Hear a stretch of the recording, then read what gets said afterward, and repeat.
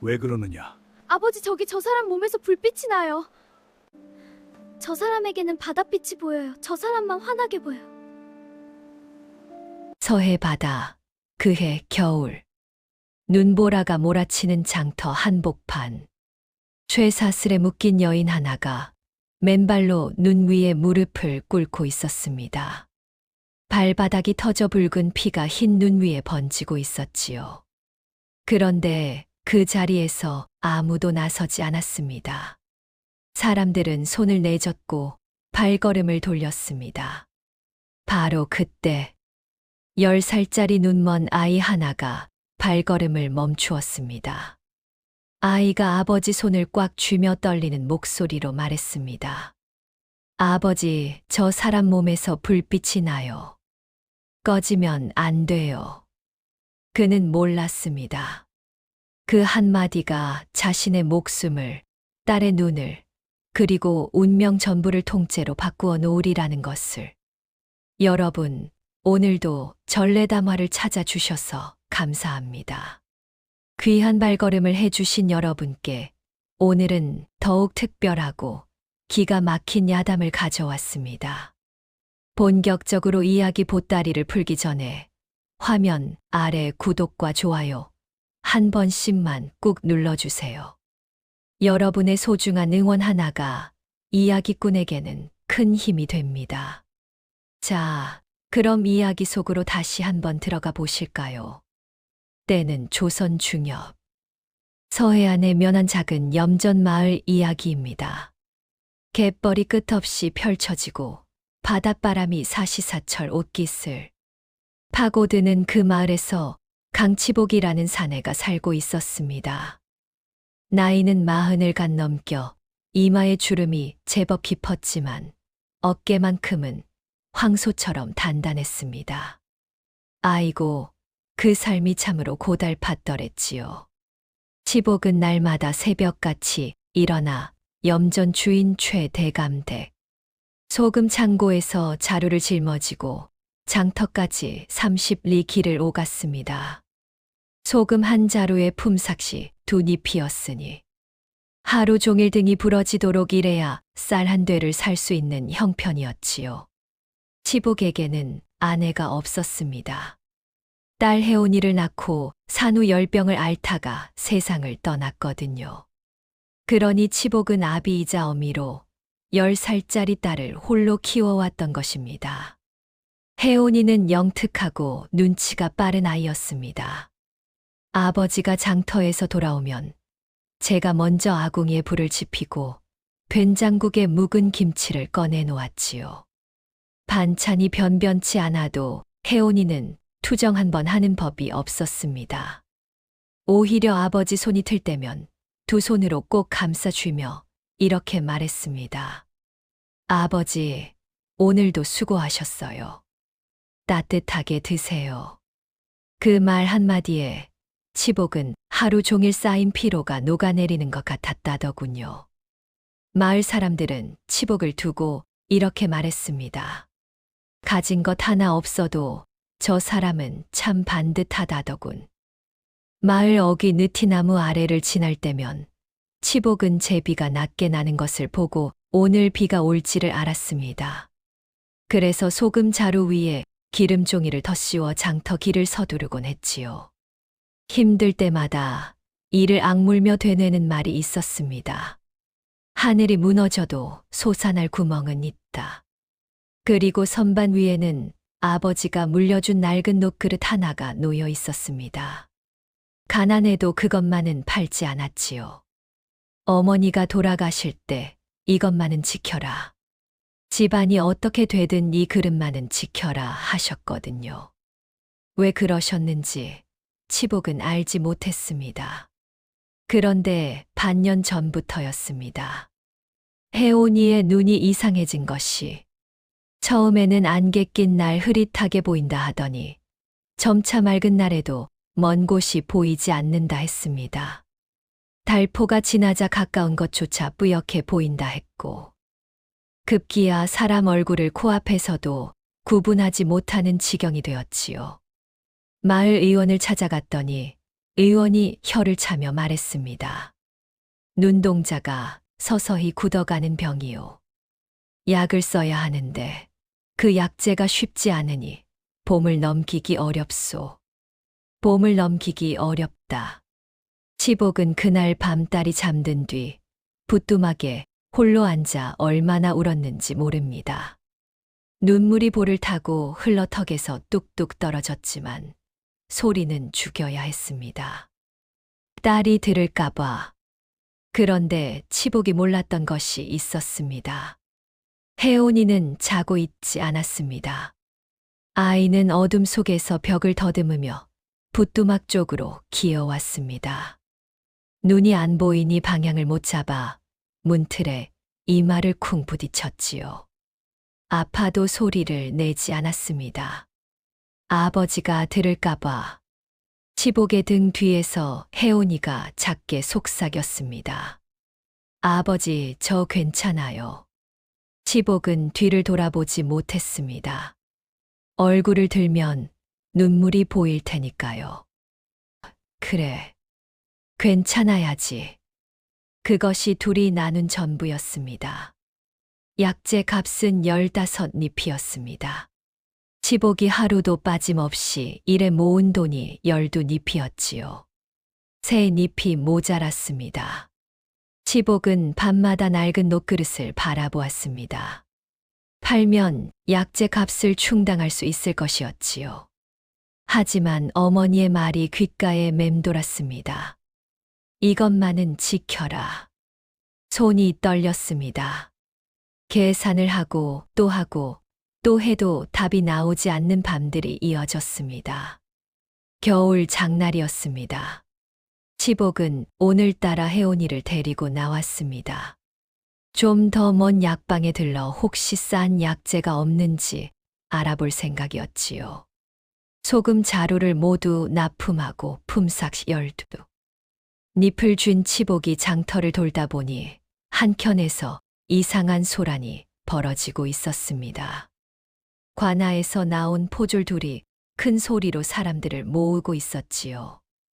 앞에는 죄인 명패가 붙은 나무 막대기. 그 아래 여인 하나가 무릎을 꿇고 있었습니다. 두 손은 쇠사슬에 묶이고 발목에는 족쇄가 채워진 채였지요. 포졸이 외쳤습니다.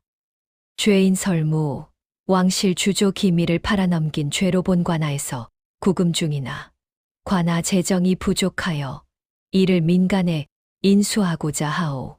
벌금 15잎을 대납하는 자에게 이 죄인의 노역을 5년간 맡기겠소. 사람들이 웅성거렸습니다. 왕실 기밀을 팔아넘겼다고? 아이고, 무서운 여자다. 저런 자를 데려갔다간 재앙이 집에 들어온다더군. 쉰 잎을 줘도 안 되겠어. 근처에도 가지 마시오. 여인은 고개를 들지 않았습니다. 검은 머리카락이 얼굴을 덮고 있었고 해진 배에 옷이 바람에 나부꼈습니다. 맨발이었습니다.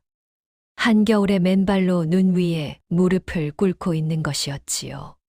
치복의 눈에 여인의 발바닥이 들어왔습니다. 살이 터져 피가 났습니다. 눈 위에 붉은 자국이 번져 있었지요. 치복은 그냥 지나치려 했습니다.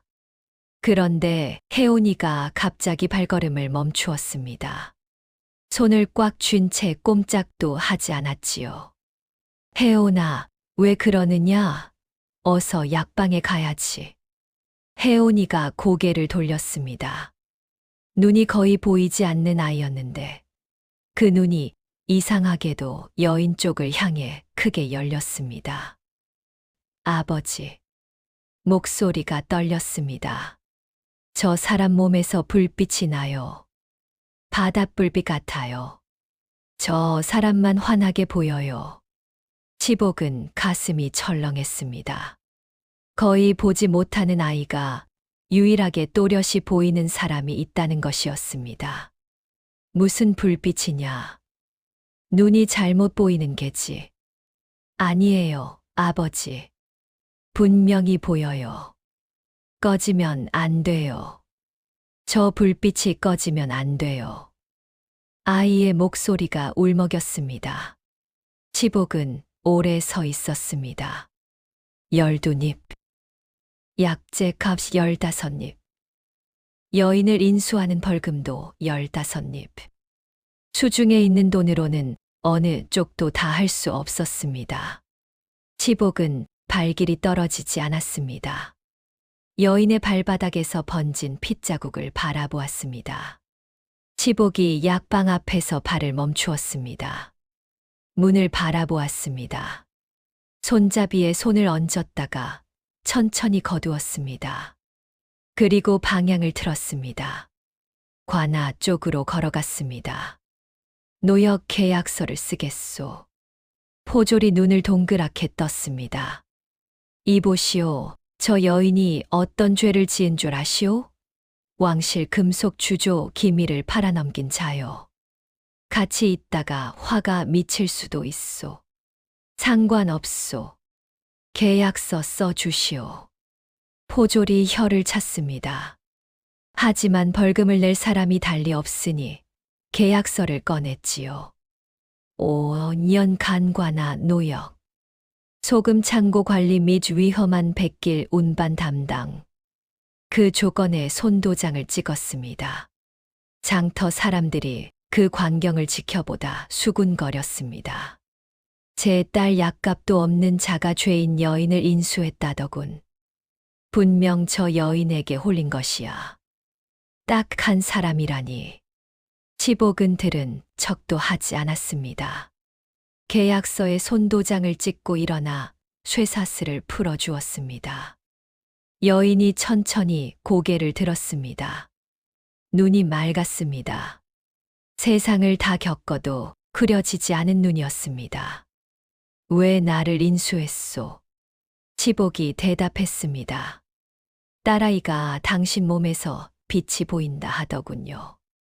여인은 잠시 그를 바라보다 아무 말도 하지 않았습니다.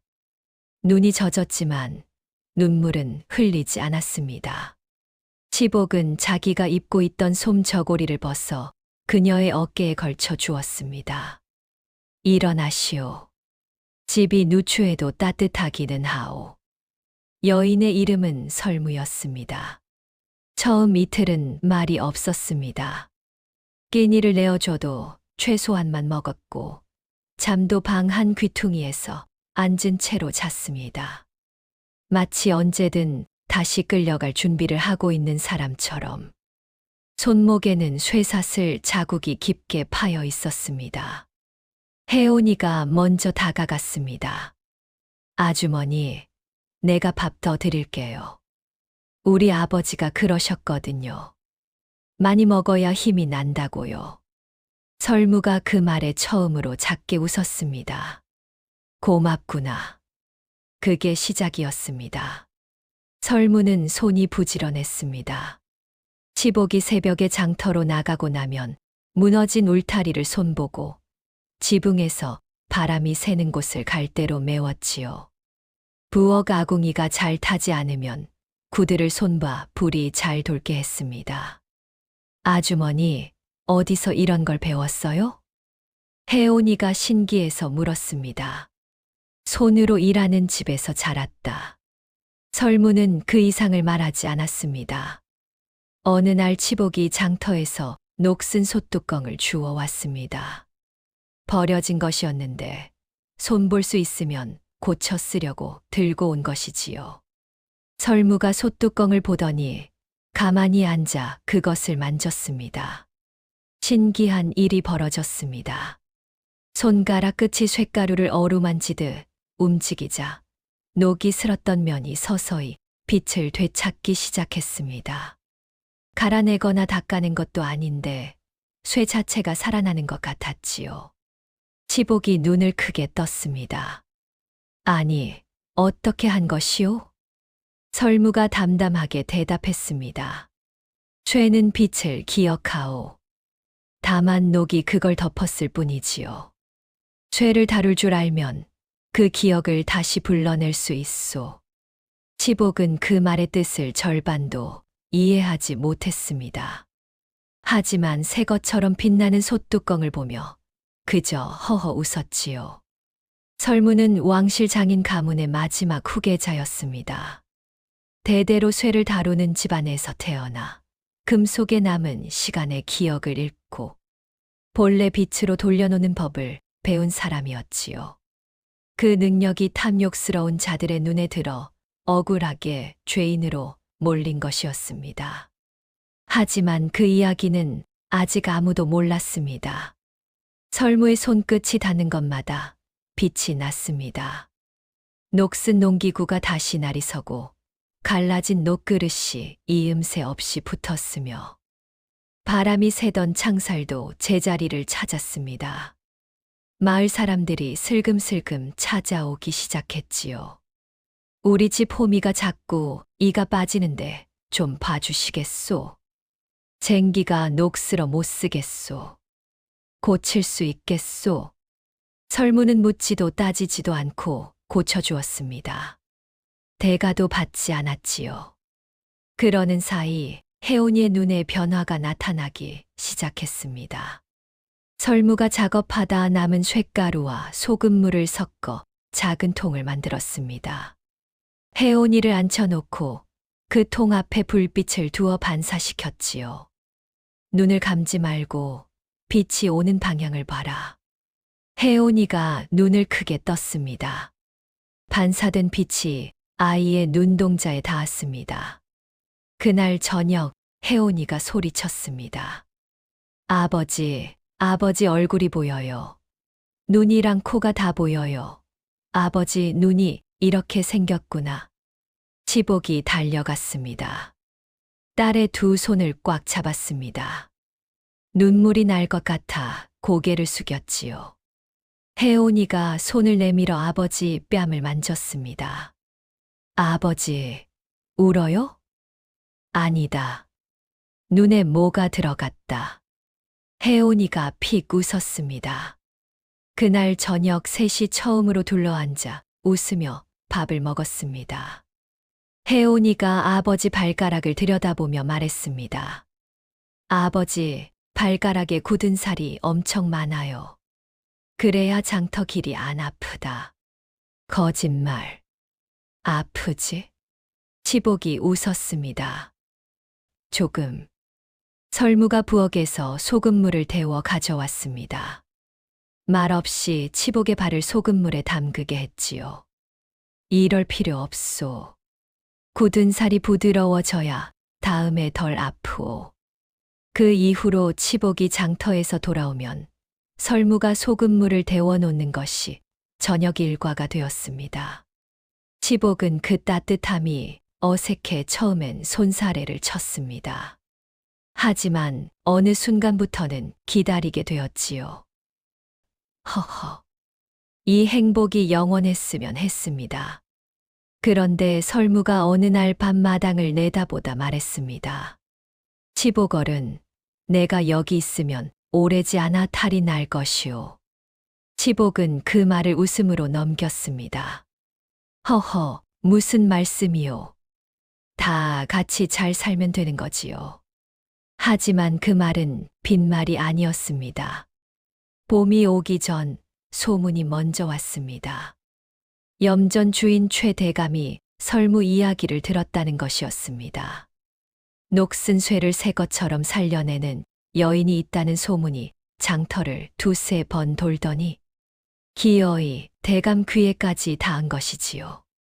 최 대감은 마을에서 가장 높은 담장을 가진 사람이었습니다. 넓은 논밭에 염전을 6구획이나 가졌고 관아 관리들과도 친분이 두터웠지요. 겉으로는 인자하고 살이 분별이 밝다는 소문이었지만 마을 사람들은 알고 있었습니다. 한 번 탐욕을 품으면 절대 놓지 않는다는 것을. 최 대감이 직접 찾아온 날이었습니다. 대감이 방 안에 앉아 차를 마시며 설무를 위아래로 훑더니 대뜸 말했습니다.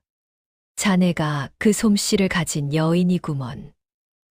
좋아. 내 자네를 내 주조 작업장에 두겠네. 거기 일하면 먹을 걱정은 없을 것이야. 설무가 담담하게 대답했습니다. 소인은 이미 노역 계약이 되어 있는 몸이옵니다. 그게 문제겠나. 강치복이 계약을 넘기면 되지.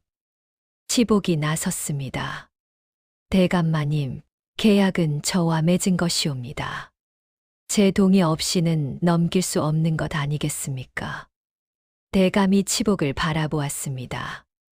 그 눈빛이 싸늘했습니다. 허허, 자네가 감히 나에게 그런 말을 하는가? 대감이 하인을 데리고 돌아가며 혜온이 앞에서 뒤를 돌아보았습니다. 그리고 아이를 향해 나지막하게 말했습니다. 어린 거사. 곧 그 여자는 끌려갈 것이다. 혜온이가 치복의 손을 꽉 쥐었습니다. 아이의 손이 떨렸습니다. 그 뒤로 사흘이 지났습니다. 치복이 장터에 다녀오니 소금 창고 관리인이 그를 불렀습니다. 강씨, 이달부터 품삯을 줄이겠소. 절반으로. 그게 무슨 말씀이오? 일은 같이 하는데 품삯을 절반으로 줄이다니. 위에서 지시가 왔소. 어쩔 수 없소. 치복의 얼굴이 굳었습니다. 이틀 뒤에는 더 심한 일이 벌어졌습니다. 소금 창고에서 가장 무겁고 위험한 백길 운반짐이 몽땅 치복에게 배정된 것이었지요. 거친 파도가 치는 날에도, 눈보라가 몰아치는 날에도 사람들은 알면서도 모른 척했습니다. 최 대감의 눈밖에 났다가는 저도 같은 꼴이 날 테니까요. 치복은 이를 악물고 짐을 날랐습니다. 그러나 최 대감의 계략은 거기서 끝나지 않았습니다. 어느 날 아침 마을에 포졸이 들이닥쳤습니다. 강치복은 들으시오. 관아 계약 조건을 위반한 것으로 확인되었소. 노역, 죄인을 제대로 관리하지 않았다는 고발이 접수되었소. 고발이라니. 치복은 두 귀를 의심했습니다. 계약서에는 죄인을 소금 창고 및 백길 운반 노역에 종사하게 하도록 되어 있는데 당신은 이 죄인을 집에 두고 일반 주민처럼 생활하게 했소. 이는 계약 위반이요. 어이없는 트집이었습니다. 그러나 계약서를 다시 꺼내보니 조항이 모호하게 적혀 있어서 어느 쪽으로도 해석할 수 있게 되어 있었습니다. 마을 사람들이 술렁였습니다. 최 대감이 뒤에서 관아 관리를 움직였다는 거야. 즉, 힘없는 자는 어쩔 수가 없어. 강 씨가 괜히 그 여인을 데려온 거야. 설무가 치복 뒤에 조용히 서 있었습니다. 그녀가 나지막하게 말했습니다.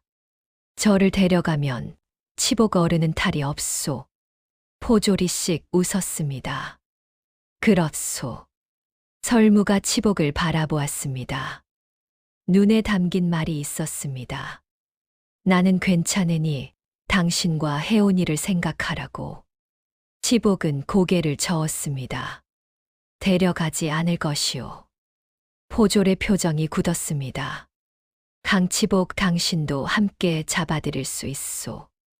그래도 데려가지 않겠소. 포졸들이 달려들었습니다. 치복이 막아서다 팔을 비틀렸습니다. 등을 밀쳐 마당 바닥에 엎어졌지요. 혜온이가 소리를 질렀습니다. 아버지. 설무가 앞으로 나섰습니다. 그만하시오. 제가 가겠소. 설무가 다시 쇠사슬에 묶였습니다. 치복은 일어나 그 뒤를 따라갔습니다. 포졸들이 가로막았지요. 밀쳐졌습니다. 또 넘어졌습니다. 무릎이 돌에 찍혀 피가 났습니다. 그래도 일어나서 따라갔습니다. 치복 어른신. 설무가 돌아보았습니다. 오지 마시오. 혜온이 곁에 있어야 하지 않소. 치복이 대답했습니다. 그 아이 눈을 고쳐줄 사람이 당신이오. 당신이 없으면 혜온이는 봄을 넘기지 못하오. 설무가 잠깐 멈추었습니다. 포졸이 끌어당겼습니다. 설무는 더 이상 저항하지 않고 끌려갔습니다. 치복은 그날 밤 잠을 이루지 못했습니다.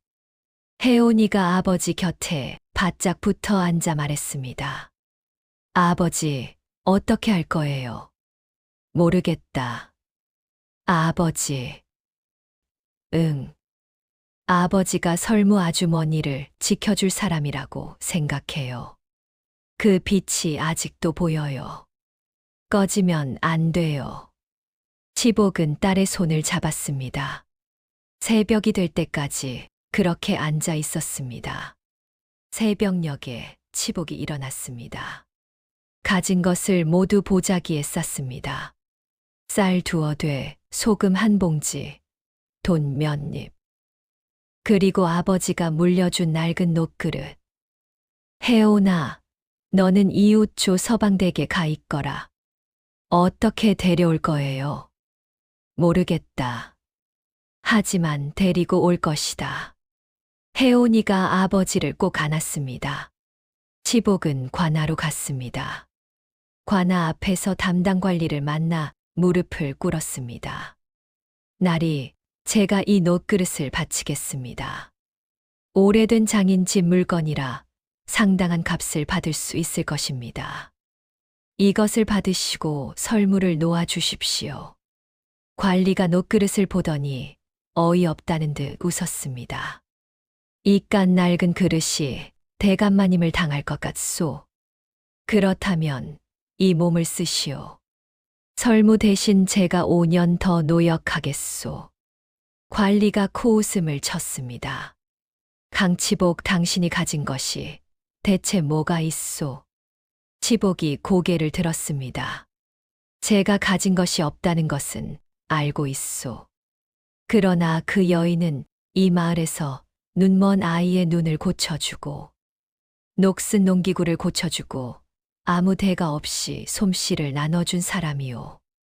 그런 사람을 탐욕 때문에 잡아두는 것이 옳은 일이오? 관리가 자리에서 일어섰습니다. 잡아들여라. 포졸들이 치복을 끌어냈습니다. 뒷마당으로 끌려가 창고 기둥에 묶였습니다. 포졸이 매를 들었습니다. 이 고집불통 놈에게 본때를 보여라. 매가 등을 내리쳤습니다. 하나. 치복은 이를 악물었습니다. 둘. 피부가 터졌습니다.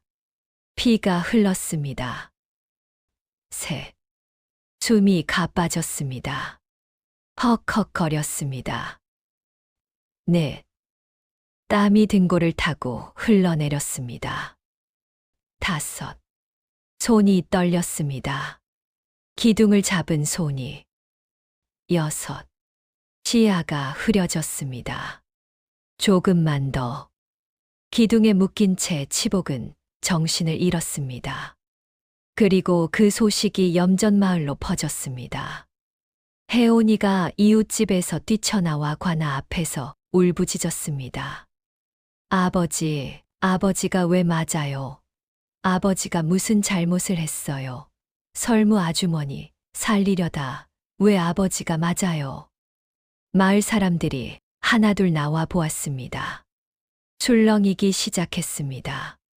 창고 안에 갇혀있던 설무는 그 소리를 들었습니다. 혜온이 목소리를. 아이의 울음소리가 창고 벽을 뚫고 들어왔습니다. 설무는 그 자리에 앉아 눈을 감았습니다. 긴 숨을 내쉬었습니다. 그리고 천천히 눈을 떴습니다. 족쇄를 내려다보았습니다. 손목에 쇠사슬을. 설무가 두 손을 맞잡았습니다. 그리고 쇠사슬에 손을 댔습니다. 죄는 빛을 기억한다. 손끝이 달아올랐습니다. 창고 틈새로 들어온 겨울 햇살이 설무의 손가락 끝을 지나 쇠사슬 위에서 흰 빛으로 번졌습니다. 창고 안이 조용해졌습니다. 포졸이 순찰을 돌다 창고 쪽에서 이상한 빛이 새어나오는 것을 보았습니다. 창고 문틈새로 희고 푸른 빛이 흘러나오고 있었지요. 포졸이 문을 열었습니다. 그리고 그 자리에서 굳어버렸습니다. 창고 바닥에 쇠사슬이 풀어져 있었습니다. 족쇄가 두 조각으로 갈라져 있었습니다. 쇳가루가 바닥에 떨어져 있었습니다. 설문은 없었습니다. 관아가 발칵 뒤집혔습니다. 죄인이 도주했다. 찾아라. 포졸들이 사방으로 흩어졌습니다. 마을 사람들이 술렁였습니다. 그런데 설문은 달아나지 않았습니다. 뒷담을 넘어 마을 쪽으로 나온 설문은 관아 앞으로 곧장 걸어갔습니다. 도망칠 수 있었습니다. 길이 열려 있었습니다. 그러나 설무의 발걸음은 도망치는 방향이 아니었습니다. 뒷마당, 기둥에 묶여 쓰러진 치복을 찾아낸 것이었지요. 설무가 무릎을 꿇고 치복의 손을 잡았습니다. 치복 어르신. 치복이 눈을 들었습니다. 흐릿하게. 설무댁. 예. 도망가지 않으셨소. 못 갔소. 치복이 작게 웃었습니다. 다행이요. 바로 그때 포졸들이 뒤쫓아왔습니다. 설무 앞에 창을 겨누었습니다. 설무가 일어서서 두 손을 들었습니다. 데려가시오. 하지만 이 사람만은 놓아주시오. 포졸이 창을 겨눈 채로 말했습니다. 그건 우리가 결정할 것이 아니오. 바로 그 순간이었습니다. 마을 쪽에서 말굽 소리가 들려왔습니다. 하나가 아니었습니다. 다섯이었습니다. 관복을 입은 관리들이었습니다. 깃발이 보였습니다. 장터 사람들이 술렁였습니다. 감찰이다. 저 깃발 한 성에서 내려온 감찰이요. 감찰 관리가 말해서 내려관아 앞에 섰습니다. 최 대감 댁과 이 관아를 감찰하라는 어명을 받고 내려왔소. 담당 관리의 얼굴이 새하얗게 됐습니다. 감찰 관리가 서류를 꺼냈습니다. 왕실 주조 기밀 누설 사건. 설무라는 인물에게 죄를 뒤집어 씌운 것에 대한 재조사 명령이요. 이 사건은 3년 전부터 의심이 있었던 바, 실제 기밀을 팔아넘긴 자는 설무가 아니요. 당시 왕실 주조 담당 관리로 있던 자가 진범으로 추정되고 있소. 마을 사람들이 환호했습니다. 아이고, 그러면 설무가 억울한 것이었구나. 처음부터 재앙 부르는 여인이라더니 거짓이었어. 감찰 관리가 설무를 바라보았습니다. 설무, 당신이 이 관아에서 불법 억류되어 있었소. 즉시 석방이요. 그리고 담당 관리를 돌아보았습니다. 최 대감과 이 관리의 뒷거래를 조사하시오. 포졸들이 담당 관리를 둘러쌌습니다. 관리가 뒤로 물러나다 담장의 등을 부딪혔습니다. 이건 억울한 것이오. 나는 그저 대감마님의 말씀에 따랐을 뿐이오. 대감마님의 말씀이라? 감찰 관리가 천천히 웃었습니다. 그 진술 받아두겠소. 사실 이 감찰은 우연이 아니었습니다. 설무에게는 스승이 있었습니다. 왕실 주조 가문과 오랫동안 인연을 맺어온 노장인이었지요. 그 스승이 설무가 억울하게 죄를 뒤집어 쓴 것을 알고 3년 전부터 조용히 상소를 준비해 왔던 것입니다. 설무는 그 사실을 알았기에 감찰이 올 때까지 시간을 벌기 위해 잡혀 있었던 것이었지요. 단순한 우연이 아니었습니다. 설무가 버티고 있었기 때문에 가능했던 일이었습니다. 최 대감이 그날 저녁 관아로 소환됐습니다. 그가 권력을 이용해 불법으로 설무를 빼앗으려 하고 치복에게 부당한 압력을 가한 정황이 드러났습니다. 탐욕이 넘쳐 쌓았던 것들이 스스로를 올가맨 것이었습니다. 마을 사람들이 환호했습니다. 설무는 치복 곁에 무릎을 꿇었습니다. 등이 갈라진 채 쓰러진 치복의 손을 잡았습니다. 치복 어르신. 치복이 눈을 떴습니다. 이제 괜찮소? 예. 다행이요. 혜온이가 달려왔습니다. 아버지 옆에 털썩 주저앉아 손을 꽉 잡았습니다. 아버지, 이제 괜찮아요. 이제 괜찮아요. 아이의 눈에서 눈물이 쏟아졌습니다. 그 눈에 아버지 얼굴이 또렷하게 담겼습니다. 설무의 얼굴도, 설무도 처음으로 눈물을 흘렸습니다. 조용히, 소리 없이. 그 눈물 한 방울이 뺨을 타고 내려왔습니다. 봄이 왔습니다. 감찰 조사가 마무리된 뒤 설무에게 한성으로 올라오라는 연통이 왔습니다. 무고가 풀렸으니 원래 신분을 회복하는 절차가 필요하다는 것이었지요. 왕실 장인 가문의 마지막 후계자로서 공식적인 장인 자격을 부여받아야 한다고 설무가 치복에게 말했습니다. 한성으로 가야 할 것 같소. 알고 있소. 치복이 고개를 끄덕였습니다. 쉽게 말했지만 눈이 흔들렸습니다. 혜온이 눈은 이제 거의 다 나았으니 치복 어른 혼자서도 잘 지낼 것이요. 그렇겠지요. 말이 짧았습니다. 할 말이 없어서가 아니라 할 말이 너무 많아서였지요. 설무가 치복에게 작은 것 하나를 내밀었습니다. 아주 작은 은빛 단추였습니다. 손가락 끝에 올려놓으면 빛이 반사되는 단추. 제가 만든 것이요. 빛을 담아두는 방법을 알거든요. 이 단추를 창가에 두면 빛이 오래도록 반사될 것이요. 치복이 받아 쥐었습니다. 손바닥이 따뜻했습니다. 감사하오. 치복도 무언가를 내밀었습니다. 아버지가 물려준 낡은 녹그릇이었습니다. 이걸 가져가시오. 설무가 눈을 크게 떴습니다. 이건 되게 귀한 것이 아니오? 당신 손이 닿으면 다시 빛날 것이오. 그러니 당신이 가져가는 게 맞소. 설무는 그 그릇을 두 손으로 받아 꼭 쥐었습니다. 한성에 가서도 혼인 자리가 들어오면 거절하시오. 치복이 어리둥절해 쳐다보았습니다. 설무가 빙긋 웃었습니다. 농이요. 혜온이가 설무에게 달려와 안겼습니다. 설무가 아이를 꼭 안아주었습니다. 아주머니, 또 와요? 응. 꼭이지? 꼭. 설무가 발걸음을 돌렸습니다. 한 발, 두 발. 마을 어귀 느티나무를 지날 때 한 번 돌아보았습니다. 손을 들지도 않았습니다. 그저 잠깐 멈추었다가 다시 걸었습니다.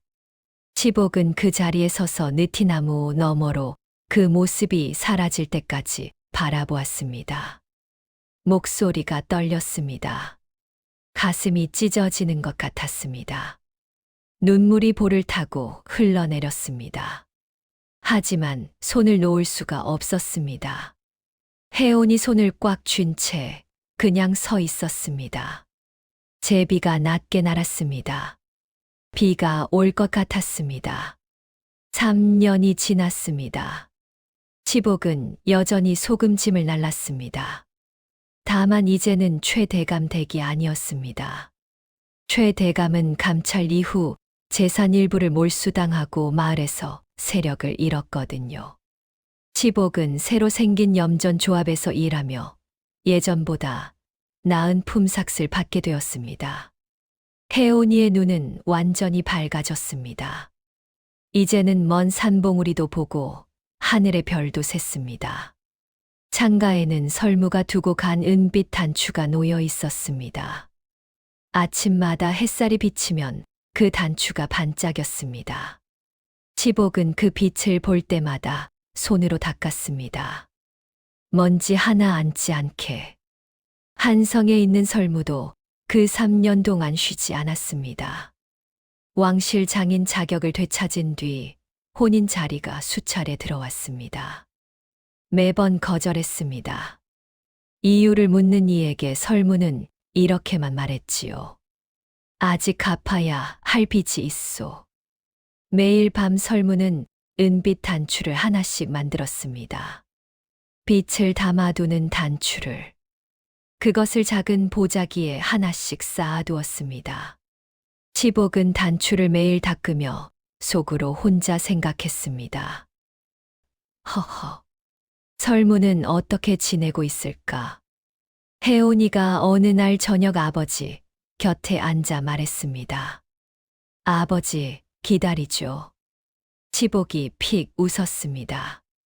무슨 소리냐? 아버지. 왜? 설무 아주머니 몸에서 나오던 불빛 있잖아요. 저 아직도 기억해요. 그 빛이 안 꺼진 것 같아요. 치복은 대답하지 않았습니다.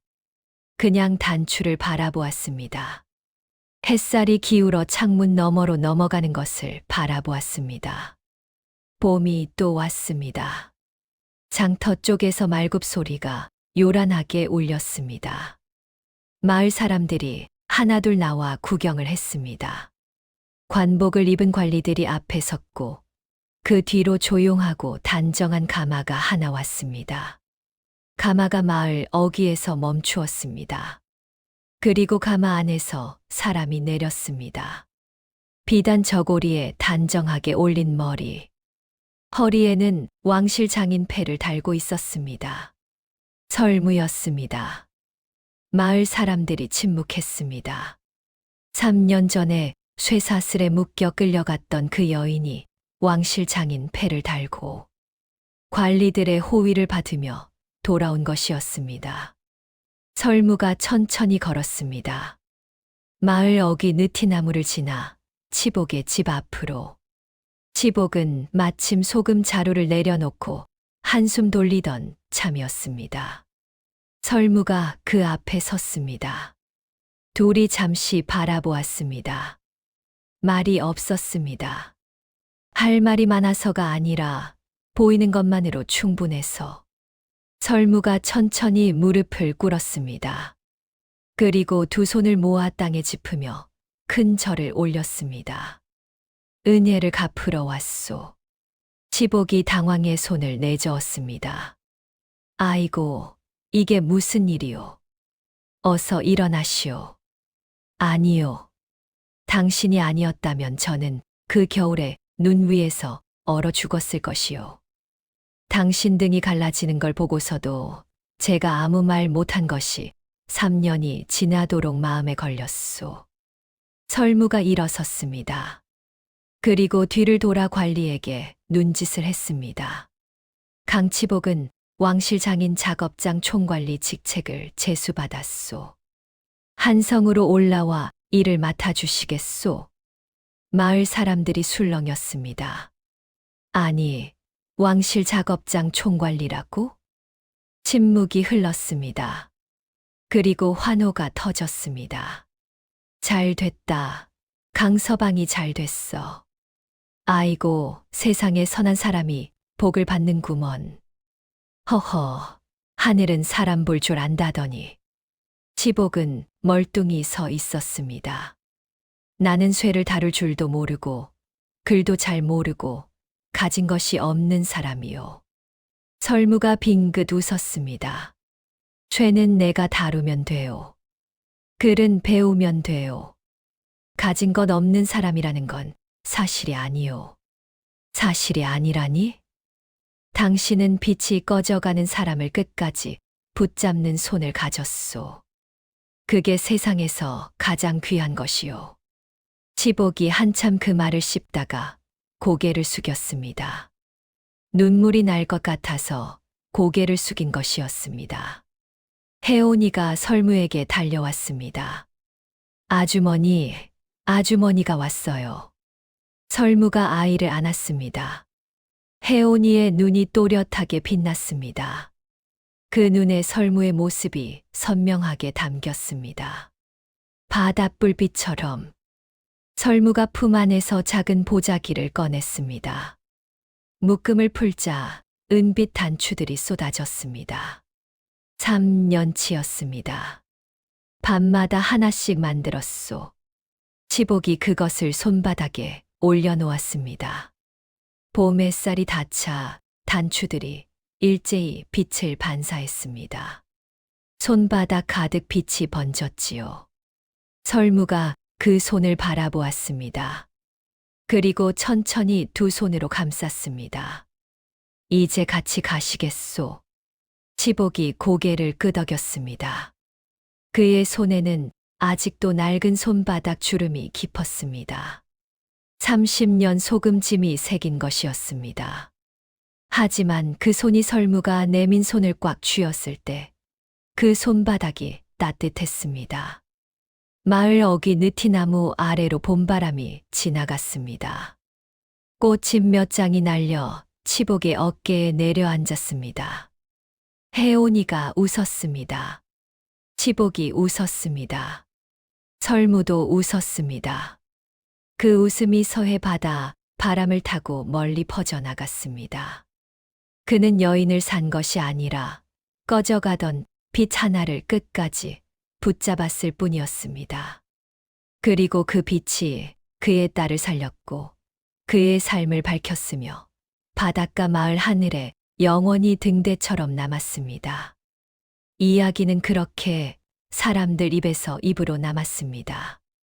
오늘 이야기가 재미있으셨다면 구독과 좋아요, 알림 설정 부탁드립니다. 다음에도 더 좋은 이야기로 찾아뵙겠습니다. 감사합니다.